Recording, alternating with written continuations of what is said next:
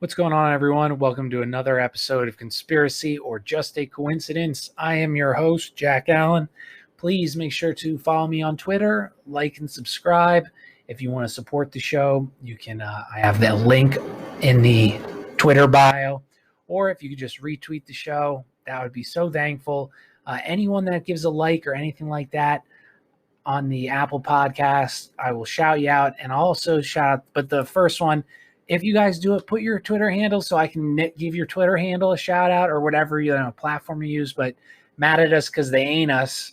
Said great show. Thanks, ma'am. I wish I knew who you were. If you message me on Twitter or something, I'll make sure to shout out to give you some publicity. And then we had a lot of people on Anchor that said nice things. Let me read their names real quick. Vancity Rigidity, Brother Eric, Debbie O'Neill, Chris Walsh, Matthew Comu. Sorry if I butcher that.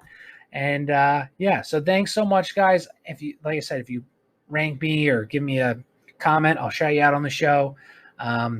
Also, this show is brought to you today by Time Turner Harry Potter Podcast. So I talk about this all the time, like giving your energy to negative things.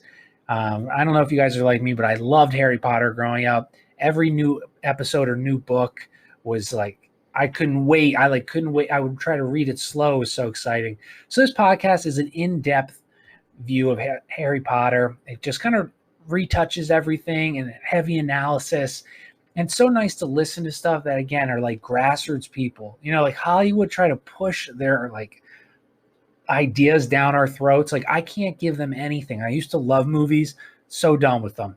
So check out this podcast. It's called, again, The Time Turner, Harry Potter in Depth. And it's a brand new Harry Potter podcast ran by people like you and me that, it's just something that feels good to support, So make sure to check them out. They're the sponsor of the show today.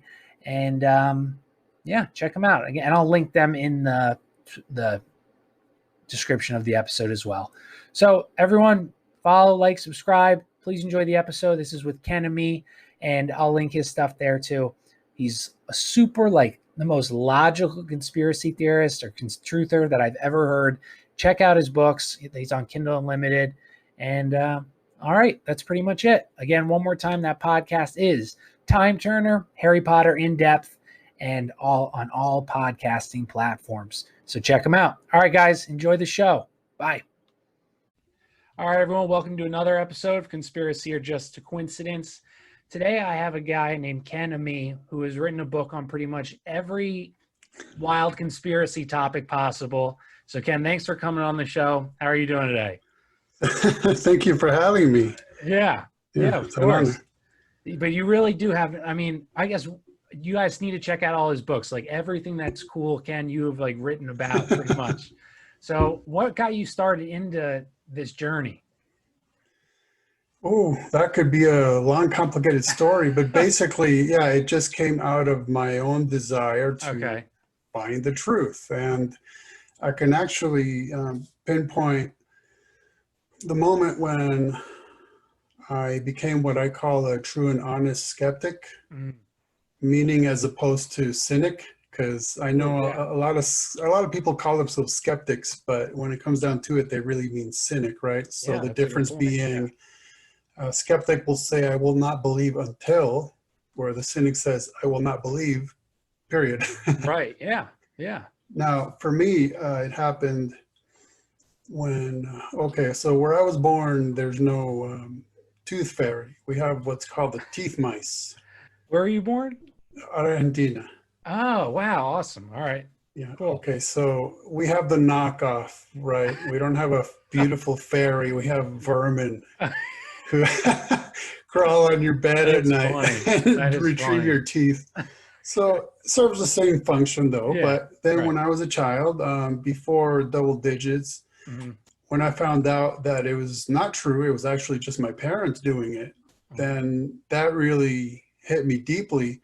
And what's interesting is if you go on YouTube and you look up Santa syndrome, a lot of people point to that event, similar to me, but a lot of them claim they became atheists, starting with when they found out their parents had deceived them about this magical, mystical guy that, comes into your, So I can empathize with that very much so, because that definitely led me to a lifelong pursuit of finding out, well, if the people I'm supposed to trust the most deceive me, even if they had the best intentions, then where's the truth? What is the truth? And so here I am all those years later, still digging around.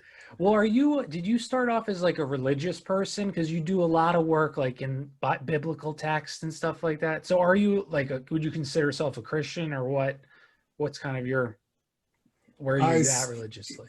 Yes, at this point, could call me a Christian or a Messianic Jew, because I'm Jewish. Oh, okay.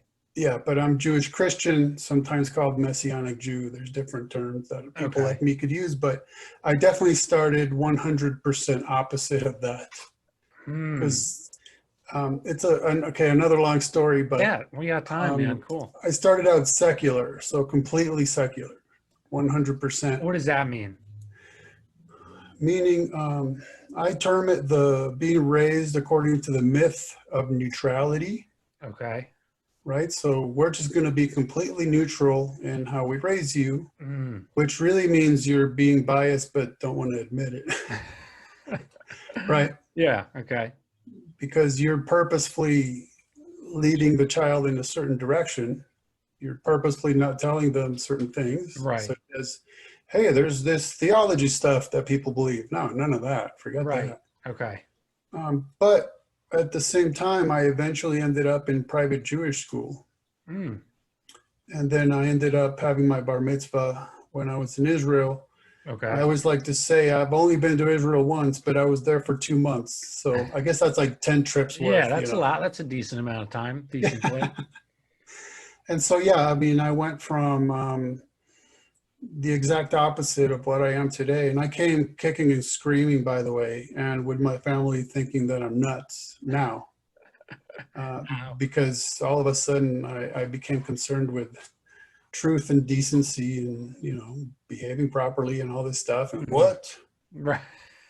We're neutral. So now we're telling you you're wrong. Yeah. So that exposed that, right? Yeah, right. I mean, I don't like talking about my parents or family too much just because I have a strong sense of filial piety, but that's just basic, a very general background. And so that kind of took me through many, many, many years of considering different worldviews, philosophies, theologies, and having a lot of experiences, because I came to accept that Jesus was the Messiah at 27. Wow. So okay. That's quite a span of real life experiences. I think this is a good set. Like, so how do you, I guess, because, this movement, like the deeper you research and stuff, it does bring you back to like a existential good versus evil fight. But with, I saw you read a lot of books about like aliens. I guess, what is your stance on like aliens, and how does that kind of mesh with the Bible and with God? Right. So one thing I will always tend to do is not jump into the middle of a discussion. Perfect. You're right. But demand we start at the beginning with, well, what do we mean by alien? Because, right, that could mean a lot of different things. In fact, especially in that realm of research, once you say something like UFOs and aliens, that already creates a gigantic mess. Because there's people who claim they've had experiences with aliens. There's people who claim they've seen UFOs. Yeah. And then there's people who say, well, I've seen both. UFOs and aliens came out. So those are completely different, because you could have one experience without the other. So they're completely different experiences. Right. One is dealing with beings. The other one's seeing an object. And then, like I said, in the middle, there's those who say, well, I've had both experiences. But then there's subcategories under those categories. So, hey, I saw a UFO. Okay, well, that just means something was in the sky and you didn't know what it was. I mean, I've had that experience. Right. So what was it? Well, then that's a whole discussion. Yeah. Or I've seen aliens. I talked to them. Well, what does that mean? Okay. Are they biological life forms? Are they extra dimensional beings? Are they from our solar system, from further out in our universe, from another dimension? Right. And so it gets very complicated, but to me, it's key to settle these things first instead of aliens, UFOs. And all of a sudden we could be talking about two different things and not really realize. Yeah, absolutely. Yeah. So, I mean, that book, which is called 50 Shades of Grey Aliens. Yeah. But boom. That one, as an author, I generally think I like to compare it to shooting a rifle. You got one bullet and makes a neat little hole, at least in the front. And the back is a mess. Yeah, that's true. So it's very focused. You know your target. You want to shoot one bullet, and your book is about a certain subject. But with that one, I took more of a shotgun approach, just blast, and just went in 100 different directions because I was trying to cover the many things that these phenomena cover, which is, for instance, like say starting at the mundane level. Everyone knows that there's secret technology that's made by human governments, so that has to be part of the subcategory under UFO. Everyone knows that. So for instance, people started reporting seeing black triangular UFOs, and not much long after that, we find out about the stealth bomber and the stealth fighter. So you have to take into consideration. Or Kenneth Arnold with his, what he called the chevron-shaped saucers. And he actually had an image of one depicted for him by an artist. Well, you compare it to the secret tech of that day, airplanes called the flying wings. It looked very much like that. Right. So I like to start at the mundane level, and then kind of increasingly, like if we're going to talk about what is there life out in the universe or other universes or other dimensions, that's like, for me, that's like, I don't mind thinking and talking about that, but it's way down the road. Right. So that makes sense. Let's start with what we know, and then eventually work your way to that's a very logical approach. Yeah. Absolutely. Yeah. And frankly, part of it is because I can only really understand things if I break them down to basic levels, and then I kind of start building up my own theories about it. So that's why I always start from the bottom up. So very simple, very basic, very common sense, and then let's get crazy. All right. So where would be the next step after? So, technology that's similar, right? So what would be the next, or where did you go next, I guess, in your study? Well, but then we have the other side of it, is the alien encounters. So in that category, subcategories would be something like, for instance, Whitley Strieber for me is a perfect example, because he's been the poster boy for alien contact for decades and decades, and yet he doesn't necessarily call them aliens. He calls them grays, he calls them visitors. But incidentally, I asked him why, if he's always talking about grays, and he even wrote a book called The Grays, I asked him, why then is the visitor on the cover of Communion not gray? And he said he doesn't know, that's just what he saw. So I don't know if that's an inconsistency or what, but okay, I guess they come in many shades. Shades of gray, right? There's another, that's good.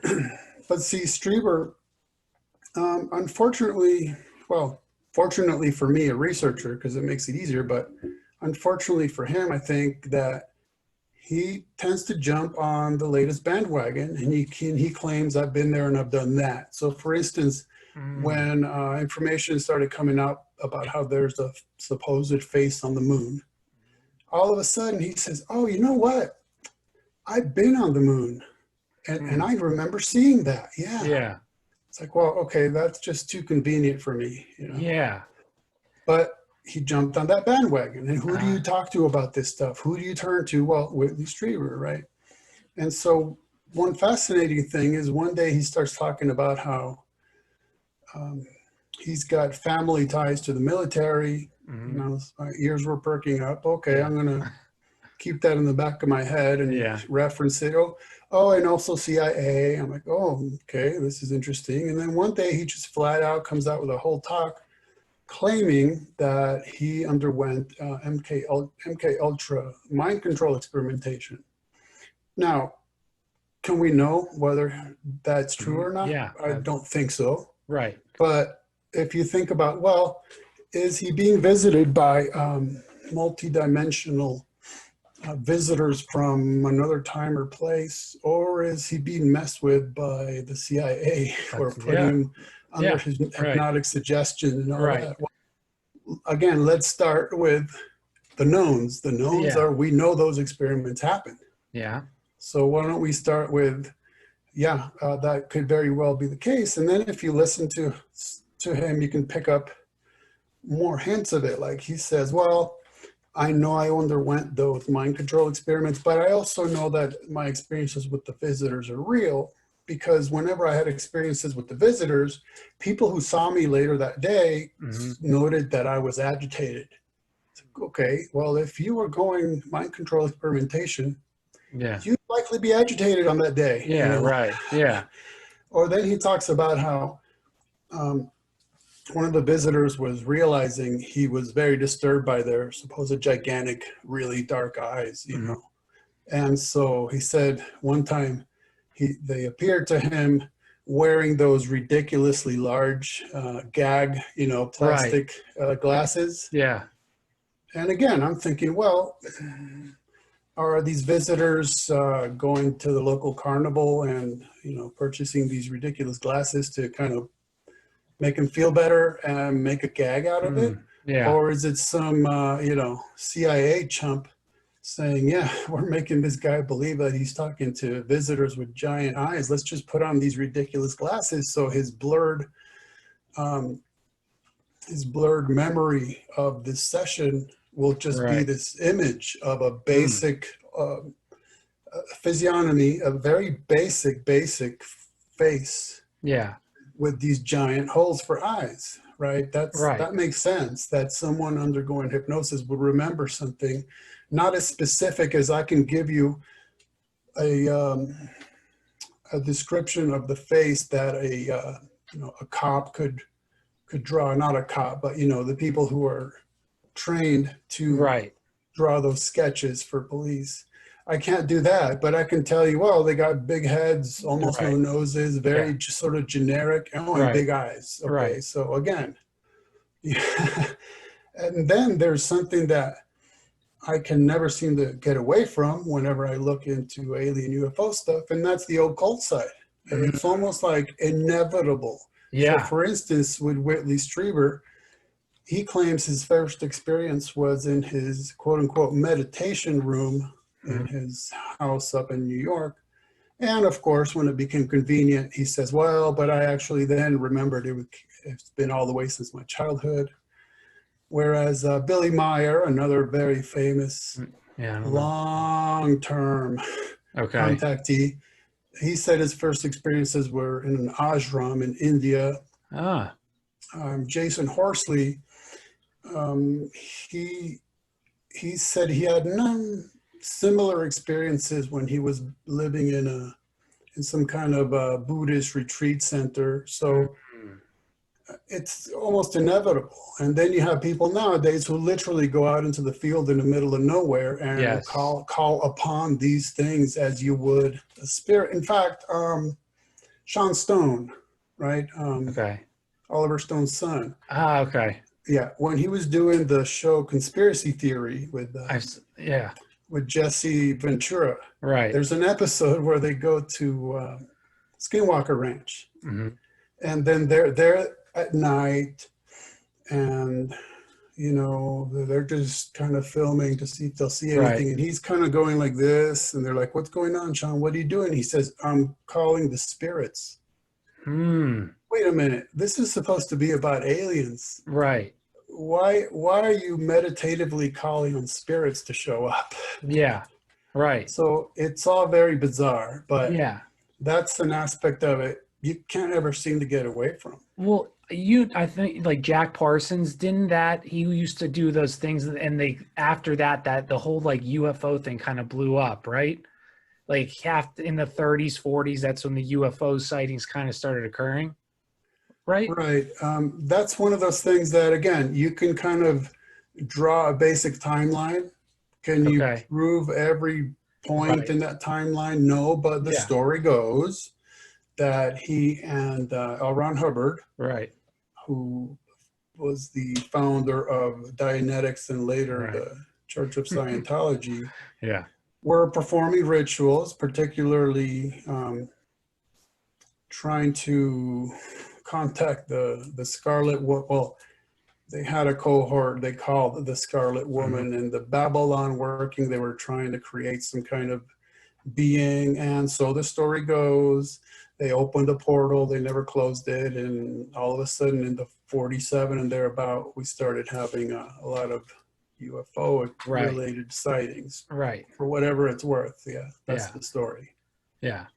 All right. I just heard this. So, but I Yeah. think that's interesting though, like the occult.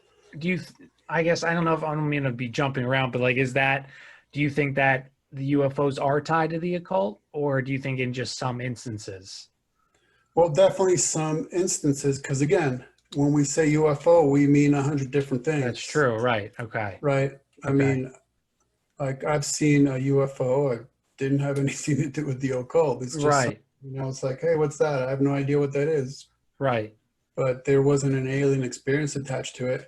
Okay. So is it possible that there are, whatever you want to call it, demonic forces who manifest themselves as balls of light or Mhm. whatever visionary experience they might impart to you? I wouldn't doubt it for a second. Right.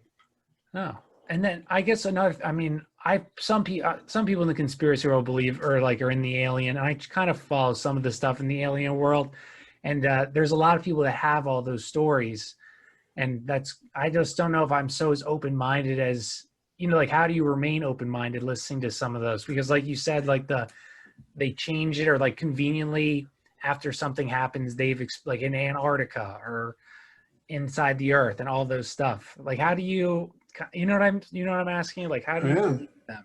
Yeah. And part of what I pay attention to is, okay, let me take a step back. Yeah. So I started reading about UFOs and cryptozoology and witchcraft like back Hmm. in sixth grade. Okay. I can't say that it's been like a steady stream that I've always been keeping up on that stuff, but um, part of the reason I haven't is nothing's really changed, right? There's always Interesting. the Right. majority of things that can be explained away, and well, there's this few percentage points of ones that can't be explained away. Yeah, Hmm. that's always been the case ever since Project Blue Book. It's Hmm. always the same. Yeah. And one thing I like to note is the people who claim that they have actually had messages given to them by aliens. And by the way, what I find particularly convenient is two things. One, when the aliens look exactly like humans, Mm. that's convenient. Yeah. I mean, people have reported aliens of every shape, size, and color, but Right. Right. it's really convenient when they look exactly like human beings. Yeah. Right. 'Cause guess what? They could just be human beings. I'm just saying. That's actually true. Yeah. For instance, there's an OG truther kind of guy Yeah. online named Freeman Fly. Yes, I know Okay, Freeman. Yeah. now I have audio that I posted of Freeman admitting that back in the day he used to pretend that he was an alien from the Billy Meyer mythos, if you will. Like Mm.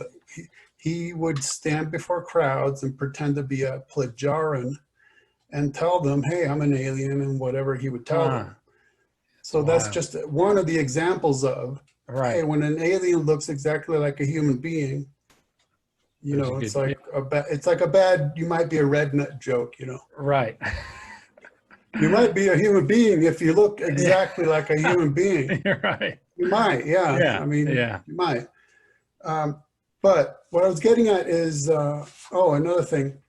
It's also incredibly convenient in a very strange way when people claim they have psychic communication with aliens, right? So absolutely. then that's another category. They don't ever need to see a UFO. They don't ever need to see an alien. They just kind of get messages telepathically, right?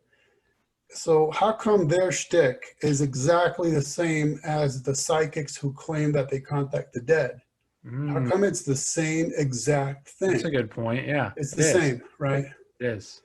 And in fact, Whitley Strieber has been going in that direction. He says he's starting to suspect that this whole alien visitor phenomena is about contact with the dead. Wow. Huh. Yeah.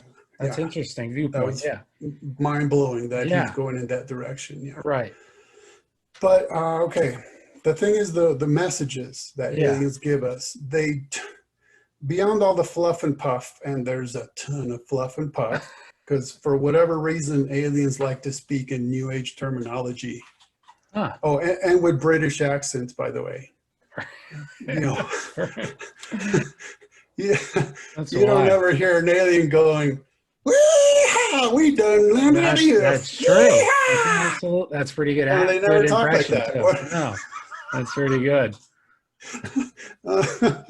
So everything they tell us turns to revolve around three themes. Okay.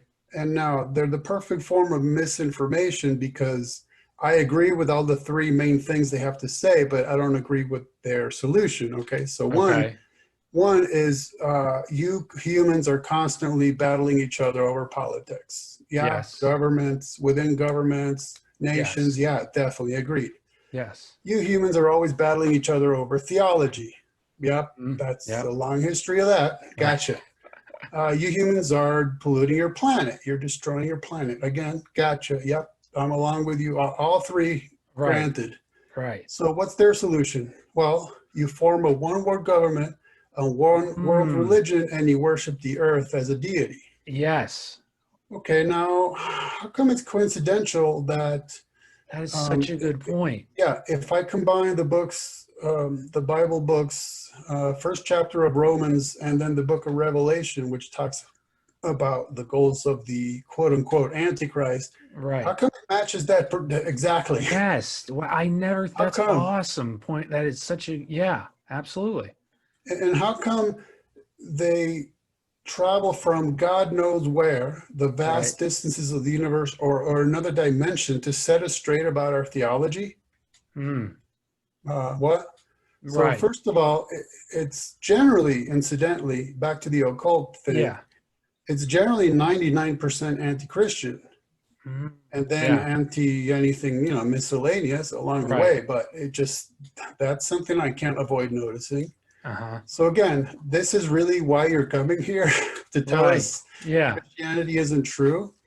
And then also, it's almost like a non sequitur of high-tech, ergo high spirituality. So like if our astronauts land on another populated planet and meet aliens, is the fact that they're good pilots or engineers mean that they're good theologians as well?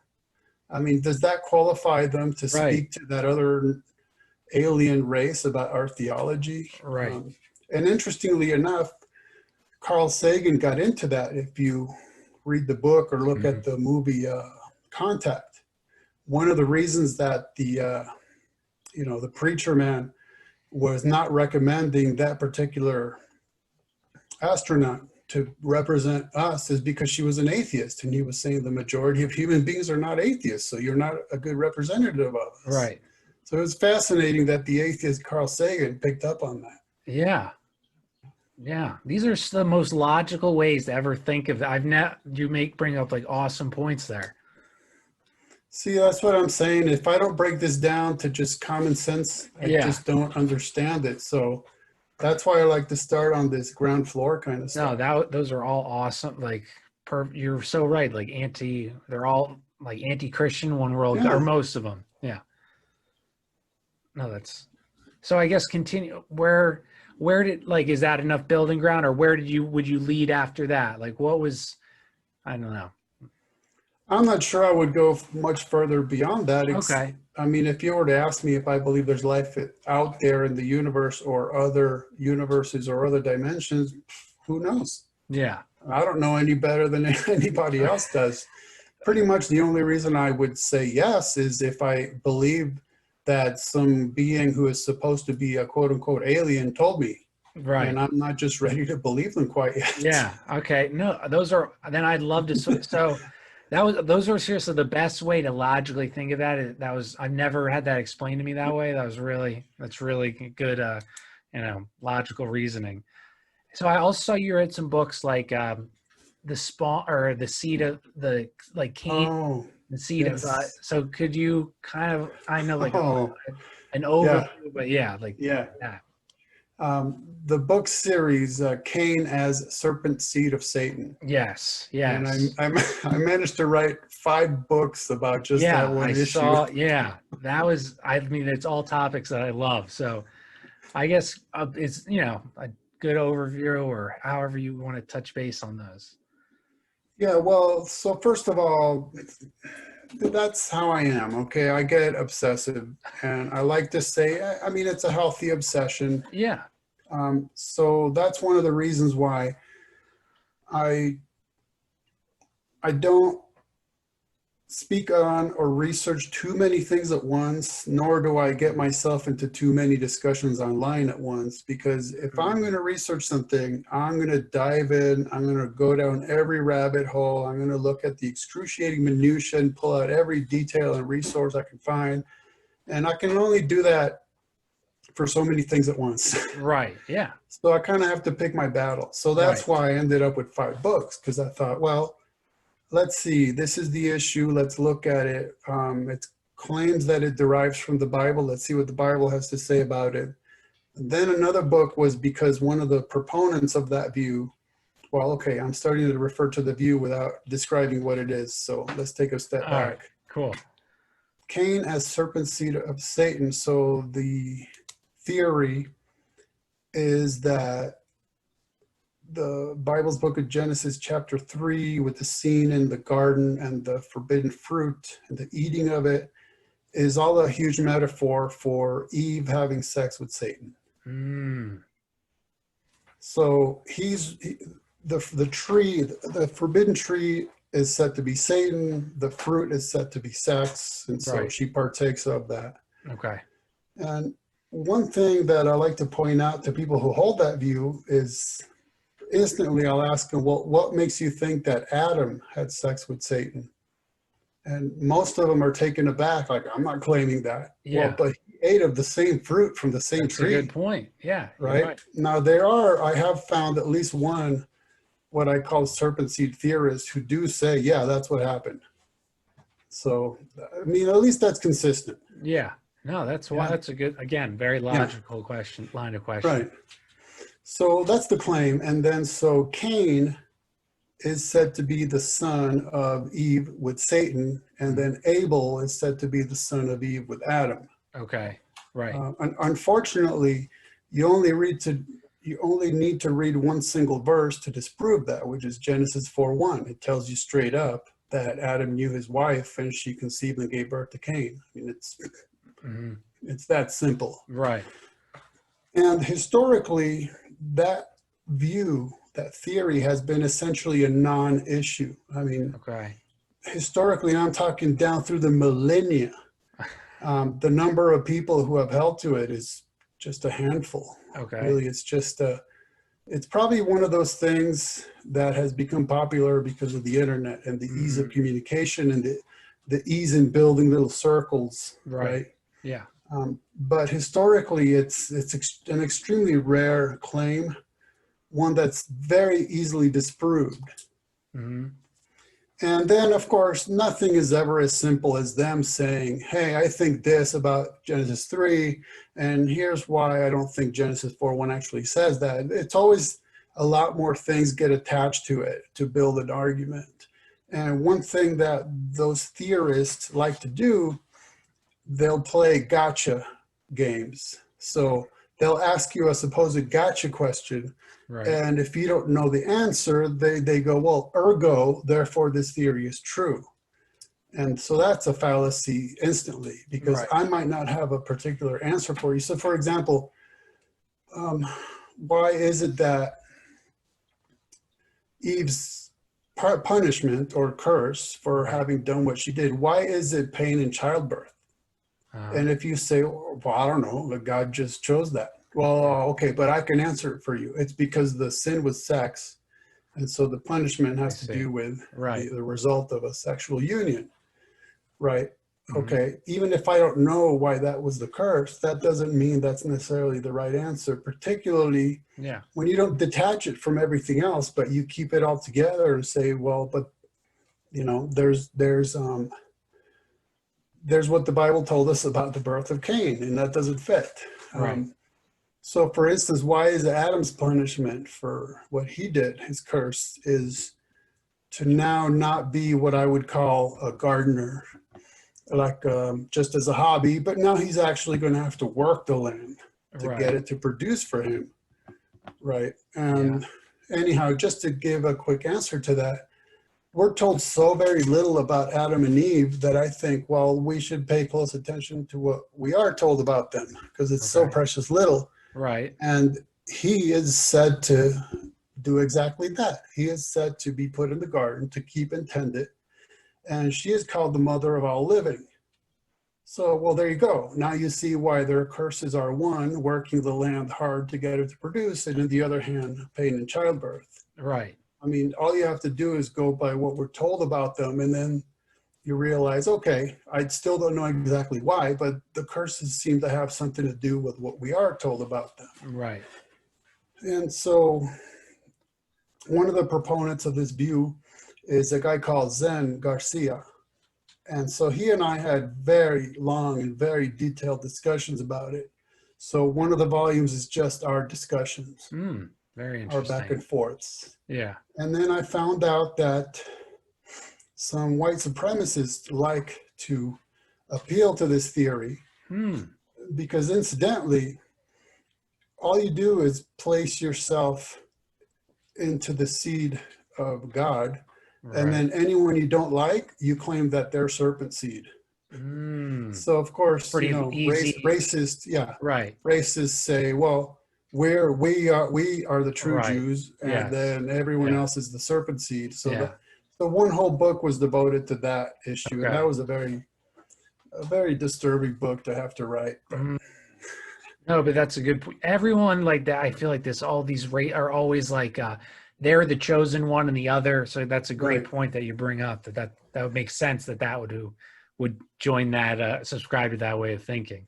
See, and incidentally, okay, especially being a Jew, I'm like, well, Jews, we are God's chosen people, but there's something very distinct about that.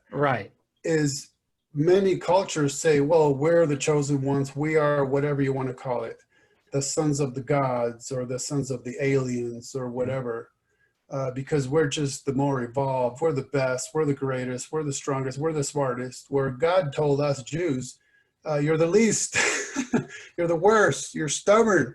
You're stiff-necked. You know, that's why I'm choosing you, because you know, kind of like we'd have no hope otherwise, and we're so hard-headed that I guess maybe that's why we've survived all these millennia.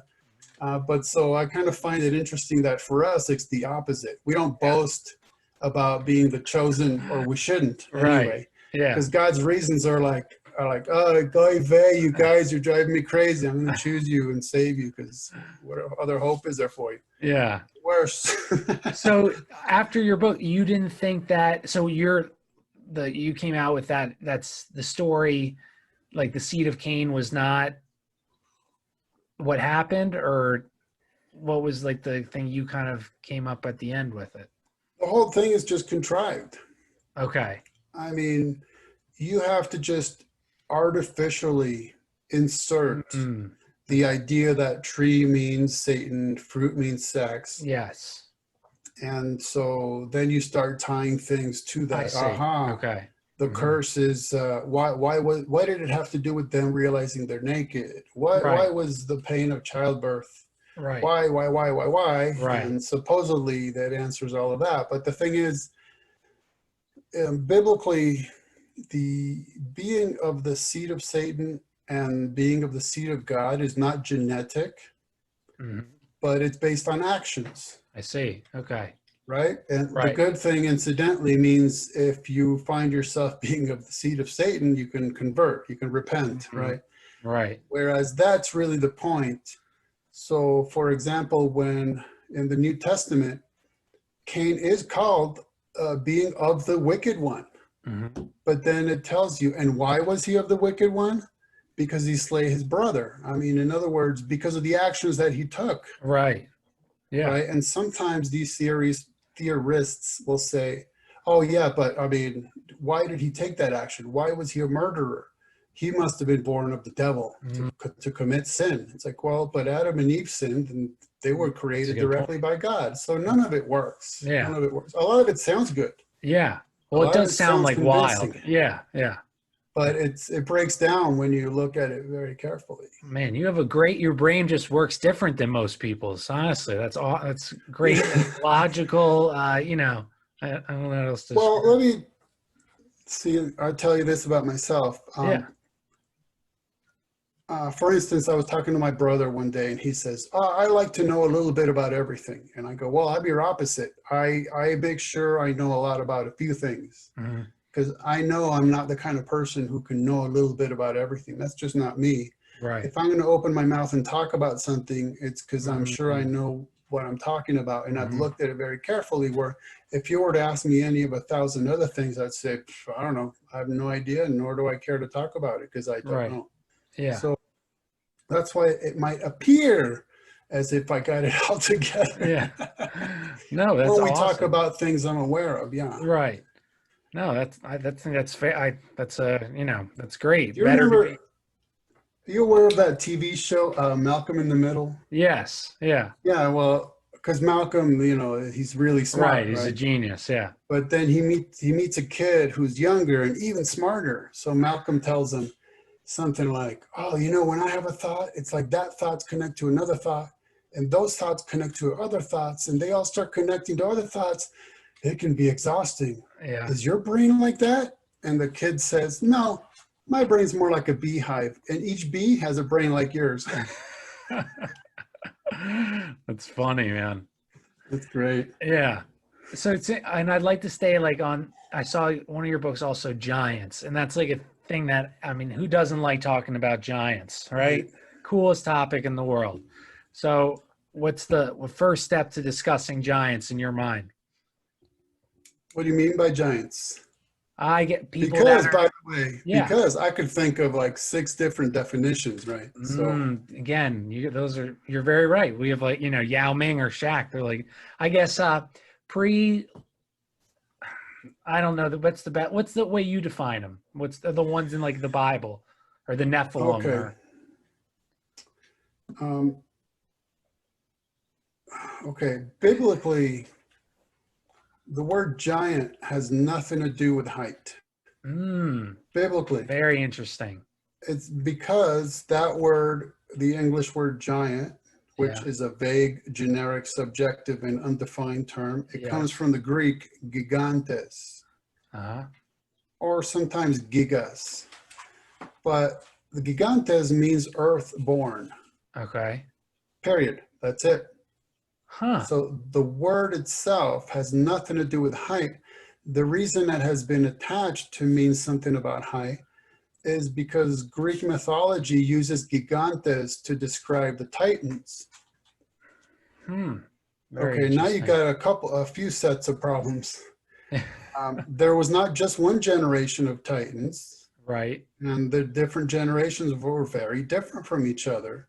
So that you end up with Titans with 100 arms or the lower body of a serpent and all kinds of crazy chimeras, right? So, and then you have to ask, well, why did the translators, okay, that's what happened, is the translators of the Hebrew Old Testament into Greek, which is called the Septuagint, or sometimes just LXX. Why did they choose gigantes to render the word Nephilim? We don't know. Okay. First up, we don't know why they did what they did. But you can't just go Greek mythology, gigantes equals titans. Titans very tall. Right. Ergo, Septuagint gigantes rendering Nephilim because Nephilim are very tall. You can't just do that, because what if they were correlating them because they're both hybrids? Or what if they're correlating because they're both like tyrannical, right? I mean, there's more options. You can't just be myopic because you want to end up with a fancy sounding tall tale. Right.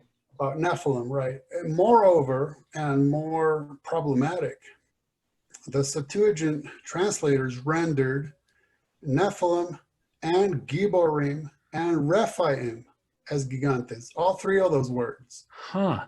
And that's just a terrible idea. To render more than one word with one single word, it's just a wreck. So for instance, Nephilim and Rephaim are people groups, but Giborim is just a descriptive term meaning mighty or might. So that doesn't even make sense, especially if you read Genesis 6:4 in the Greek. It tells you that the gigantes became gigantes. Okay, well, you don't have to become something you already are. Right. I mean, yeah. But that's because what the Hebrew is telling you is that Nephilim became Giborim, or what the English would tell you is the Nephilim became mighty. Well, yeah, that is a reasonable sentence. Right. Yeah. But that's how messy it is in the Greek, is gigantes became gigantes. Right. So then what happens is, since Rephaim is also rendered as gigantes, then people tend to just chase an English word, giant. They'll chase it around the Hebrew Bible, and they'll start connecting all these dots that are not meant to be connected. And so they'll give entire lectures about this stuff. In fact, I pointed this out to Rob Skiba. That name might sound familiar. He's been teaching about this stuff for many, many, many years. And I pointed out to him, you know, when virtually in one sentence, if not a paragraph, you're referring to Nephilim as a word and giants as a word, then I no longer know exactly what you're talking about, because since I know the material, I know you just jumped from Nephilim to Rephaim, but the average person listening to you wouldn't know that. Yeah. Because they don't know the context and the word behind when you say the word giant. What's the word behind it? Right. And, you know, unfortunately, he was not very happy. I was going to say that probably cognitive dissonance would set in. Probably. Too bad, you know, because to me, that's just, it's such a basic point to make. Right. And it's just something that should be taken as, oh, okay, I should be more consistent. I probably shouldn't switch from Hebrew to English in one sentence without clarifying that. But it's too bad. So when they say Nephilim in the Bible, under your understanding, which I love, again, your logical way of looking at it, what do you think they're describing? Because that makes total sense that, you know, the translations are causing confusion. So first of all, the term Nephilim appears 3 times in the Bible. Okay. And it's once in one verse and 2 times in another verse. Okay. So Nephilim are essentially a non-issue biblically. I'll say that flat out. They're essentially a non-issue. The reason they became an issue, and Nephilim, they've been discussed for millennia. Okay. Yeah. Now, well, actually, what we talked about with the serpent seed theory, how I said it's barely a handful of people throughout the millennia who have discussed it. The issue of Genesis 6 and Nephilim, that has been discussed for millennia. Millennia. It's unbelievable. And so what happens is, we're told the sons of God came in unto the daughters of men, and Nephilim are the result. Yes. So that's part of the fascination is you can read Genesis 6 verses 1 through 4, and all of a sudden you could dive into who are the sons of God, who are the daughters of men, who are the Nephilim, when are those days, when is after that, what is the 120 years? You're off into a tremendous amount of research based on 4 verses. It's really, that's part of the fascination, right? Yes, yes. So my shortcut would be go to Job 38:7, where it talks about the creation of the earth, and it says that the sons of God and the morning stars rejoiced, and they sang about it. That tells you right there that sons of God can mean some beings that are non-human. Okay. Most of the time, they'll be human beings, such as in the New Testament, it's very obvious. It's believers who are sons of God. But that's at least one place where you're sure to conclude it can mean to non-humans. Okay. It can refer to non-humans. Okay. So then you would have, in this case, angels mating with human women. And if you want to get into the mechanics of all that, I can do that. But maybe we can backtrack if you want to. Yeah. So then the result is these Nephilim. And what we're told about them is that they became mighty, and they're men of old, men of renown. We don't know exactly why, but they became well known for whatever reason. And then what happens? Well, then the flood. Right. And then we're told 8 people survived along with some animals. Yes. Therefore, that's the end of the Nephilim. Goodbye. See you later. That's it. Yeah. And biblically, I would say that is the teaching, is the last of them drowned in the flood. End of story. They did not survive. They did not return. They never will in any way, shape, or form. That's it. Especially if you think that even part of God's reason for the flood was to be rid of Nephilim, then any concept of post-flood Nephilim implies that God failed. Yes, right. So that's whether they survived, whether they made it through genetically within the bodies of Noah's sons, wives, and stuff people have to invent. Yes, okay. Right, because the Bible doesn't say whether more fallen angels came to earth and did it all again. Another thing the Bible doesn't say. You can invent any story you want. You are forced to invent it. Yes. Because it's not there. Right. But what about the other reference to Nephilim? Well, that's in Numbers 13. So then you have to take that into consideration. And that's where the question comes from. Well, how did they survive, or how did they return, since they're there post-flood? Now, let's pause that for just a second. So that would force us to run back to Genesis 6:4, where it talks about how Nephilim were in the earth in those days, and also after that. So the after that must mean the flood, right? Those days and after that, the flood. But why should we think that? As far as I can tell, the only reason we would think that is because we've already read Numbers 13, and now we're backtracking to reread Genesis 6:4. Right. Because Genesis 6:4 doesn't say anything about the flood. In fact, the flood is not even mentioned for the very first time until verse 17, a full 13 verses later. So what does 6:4 say? It says, Nephilim were on the earth in those days and also afterwards, when the sons of God came in unto the daughters of man. I mean, it tells you right there. Right. That's when it was. And when was that? Well, verse 1 told you, when man began to multiply on the face of the earth and daughters were born to them, the sons of God saw that the daughters of men were attractive, and so on. So verse 4 tells you that's when it was. Verse 1 tells you when it was. Right. I mean, exactly when was it? I don't know. Maybe it could have been as early as when Adam and Eve's children started having children. Okay. But it's when men began to multiply on the face of the earth and daughters were born to them. That's when this first happened. Okay. All right. So those were those days. And when is after that? Well, after that. Meaning they started doing it and then they kept doing it. Yeah, but that's all still pre-flood. Right. And I don't have to make up stories to say that. I just have to read verse 4 and verse 1. Right. No, yeah. Right. And then you add to that Noah, his wife, their sons and their sons' wives survived, and some animals. And like I said, that's it. I don't have to invent anything to say that. Right. So then now we're going to go back to Numbers 13, because that is the mother of all Nephilim texts, all 2 of them. Yeah. So generally, because by the way, one thing I like to do is not just to sit on my armchair and do research and write a book and I'm done, but I have discussions with people about this stuff. So for instance, this stuff about Nephilim Giants, I've discussed it with hundreds of people, literally hundreds. Wow.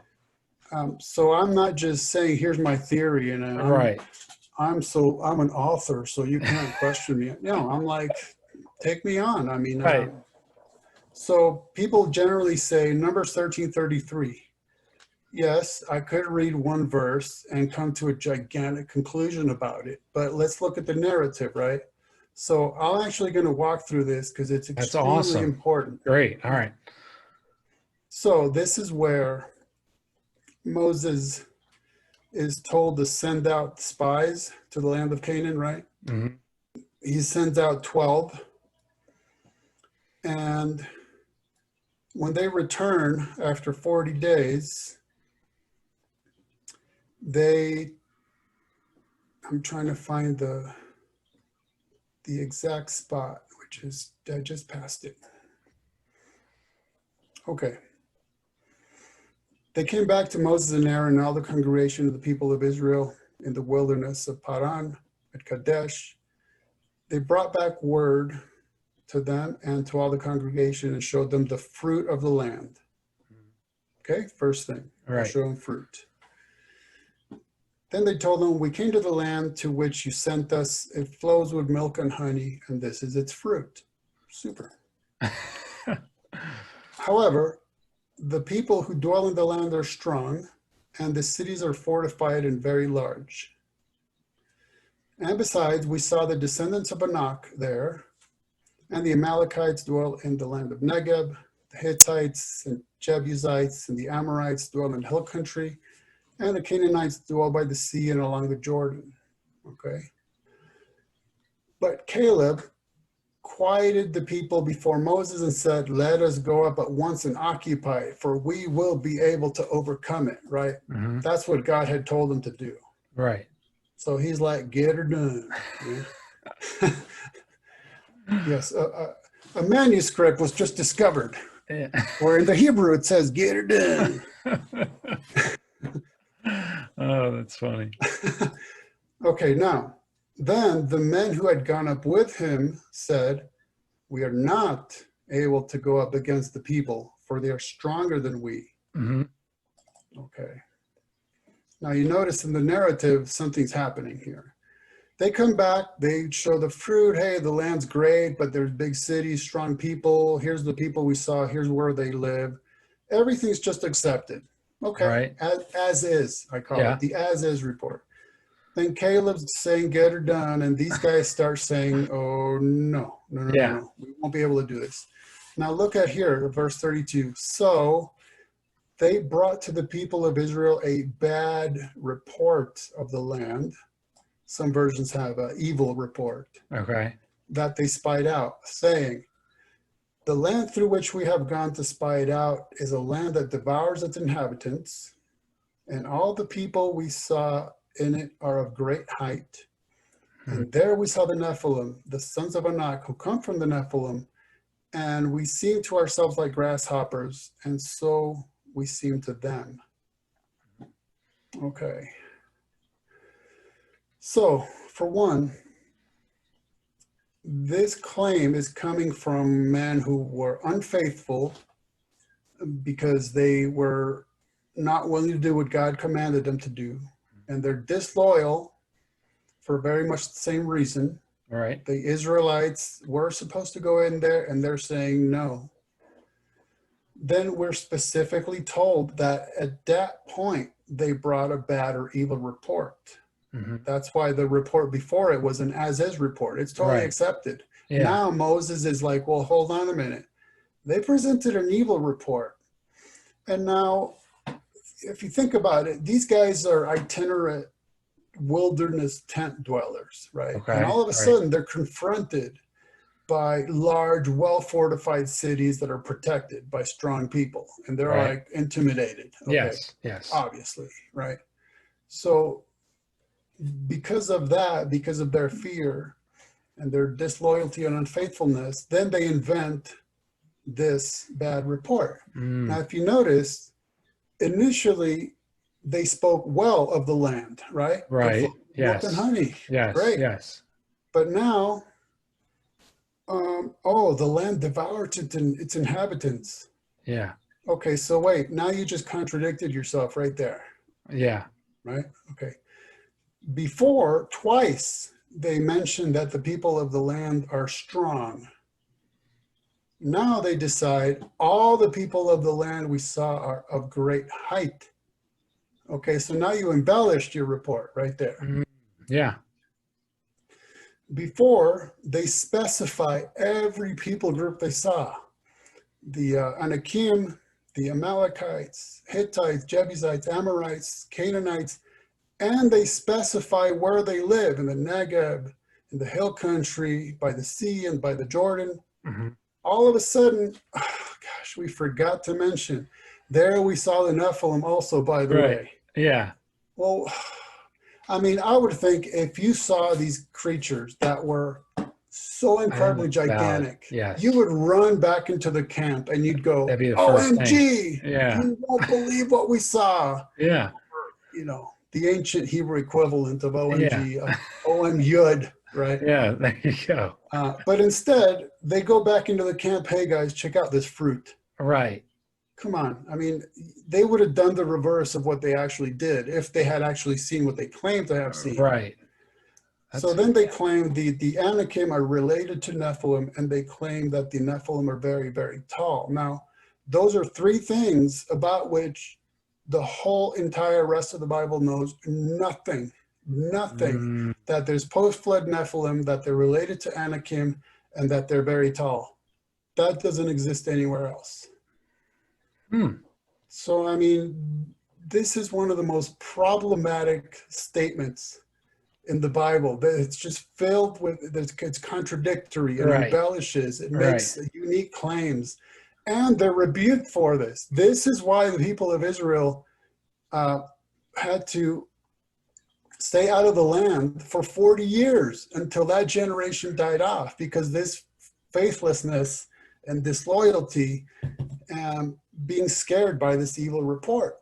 And so now also, in claiming those things they claimed, they contradict Moses, they contradict Joshua, who was sided with Caleb, so they contradict Caleb, they contradict God, and they contradict the rest of the Bible, because all of those affirm that Anakim were in the land, but none of them ever say a single word about Nephilim, ever. Wow. And I mean, I'm talking about, we get many descriptions of the people in the land and around the land, and of battles and even hand-to-hand combat. No Nephilim mentioned anywhere by anybody ever. Wow. It doesn't exist. So my conclusion is they just made up a tall tale. You know, they reach back into their commonly known ancient history about these Nephilim that lived pre-flood. And guess what? We saw them, you know, here be giants, you know, that kind of stuff. It was a don't go in the woods type of tall tale. Yeah. Man, your whole mindset is awesome. It's such a good logical, you know, because it's so easy to get caught up in like the excitement of the conspiracy world, or whatever you want to call it, you know. Yeah. So I guess last question is, where are we, like, do you follow Revelations? Like, is the end of times, like, what time are we in now? You know, like, do you foresee the human population winning and like having this great awakening, or, you know, where do you think we stand now? Okay, before that, I just want to put a little bow on this Nephilim things. Put a bow on it. Because then people will say stuff to me like, oh, well, David had to fight Goliath, and he was very, very tall. Okay, but he was a Repha. He was not a Nephil. He was a Repha. Ah, okay. Og was a Repha. All these guys, all of the rest were Rephaim. You cannot correlate them to Nephilim, because if you do so, guess what? You're relying on the bad report. Mm. And if you claim they survived the flood, you're relying on the bad report. And if you claim that they survived or came back, they're very tall, they're related to these other tribes, you're relying on the bad report. All of it is based on the bad report. Very good. No, that's now, perfect. yeah, if we had time, we could talk about height issues. We could talk about who are the Rephaim and all that. Yeah. We could, but this is the most important text to understand right here. Yeah. That was awesome explanation, really. Yeah. By the way, you notice I really did nothing more than just read it, right? Yeah, but that's all I really did. I mean, but you're really logically broke it down in a way that's like, I almost like a scientific theory breaking it down. You know what I mean? It wasn't, like you said, there's so many people with these stories that have, and I think probably that's why that one guy took it so hard with you, because people have put so many hours into this, and based, you know, off your theory, it might be like a false notion, right? Or like based off I don't know. Yeah, and I can't speak to motivations. Right. But I do wonder if you're literally making your living off of spinning these tall tales.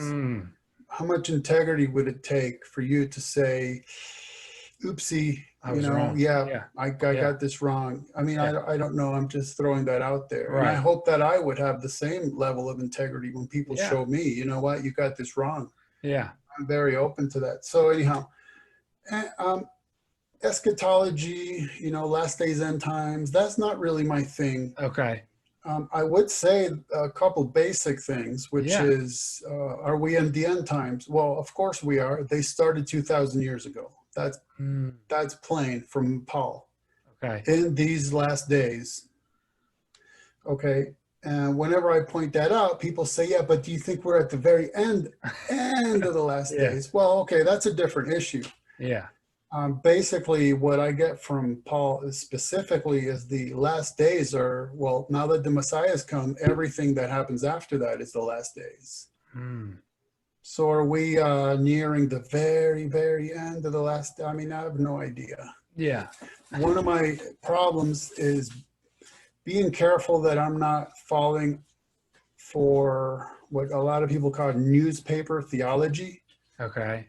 Right? Like, well, 2020, who would not think that we're at the very end? 2020's been insane. Yes. Yeah. Okay.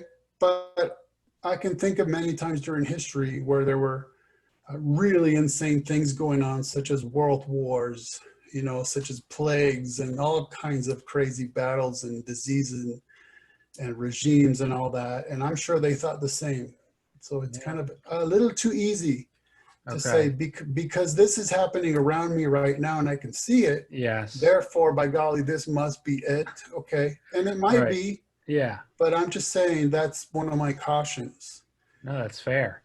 Yeah. And the other thing is that Jesus talked about wars and rumors of wars and all kinds of climatological type of issues, the sun not giving its light and all this. But he says the end is not yet. That's just the beginning. Okay, and he has his own kind of timeline. So let's just, even if we grant, okay, now we're beginning. Okay, but beginning to how much further down the line? We don't know. I mean, sometimes I listen to people who are extremely confident in their timelines. Yeah. And I kind of envy that in a way, because I'm certainly not that assured. And then I'm kind of extra cautious because that's been done. It's been done many times. So, I mean, to me, the ultimate solution is the same. Jesus says he would return as a thief in the night. So you need to be prepared. Okay, well, we can be prepared whether times are good or bad. No, that's that's really right, man. I'm just, the way your brain works, it's like you're like a philosopher of the truther community, you know. Really, that's an honor. That's an honor. You are, though. So where could people find you and everything like that, and how can they support you and all those things? Well, thank you for mentioning that. I've tried to make it very easy. If you go to my website, you can find everything else. So that's truefreethinker.com, all one word. And I'll link True Free Thinker. Thing. And there, everything's there, you know, YouTube, which I barely even use anymore. I just got sick of getting strike after strike after strike. Yeah. But, you know, the books and social network, it's all there. It's perfect. user-friendly. He's also on Kindle Unlimited. Do you know what Kindle, do you ever see? I don't know if that helps you. Yes. But you have a few books on Kindle Unlimited, I saw. Yeah. So, all right, well, and then I'll link everything, and I really appreciate you being on the show, Ken. I appreciate you having me. It's been really twisted my mind to like a different way of thinking. I really appreciated it. I appreciate you saying that. It's been a joy for me as well to discuss very complicated issues and kind of show how you don't have to go crazy with them. You can start easy and simple and basic, and if you want to then go crazy after that. Well, Ken, are you going to watch the debate tonight or no? My wife refuses to, so I might have to go in the other room. But yeah, I'd like to. Cool, man. So we'll stay in touch. I'll link everything and I'll get the show up. And thanks for everything, Ken. Great. Thanks for having me. All right. Take care, man. God bless. Bye-bye.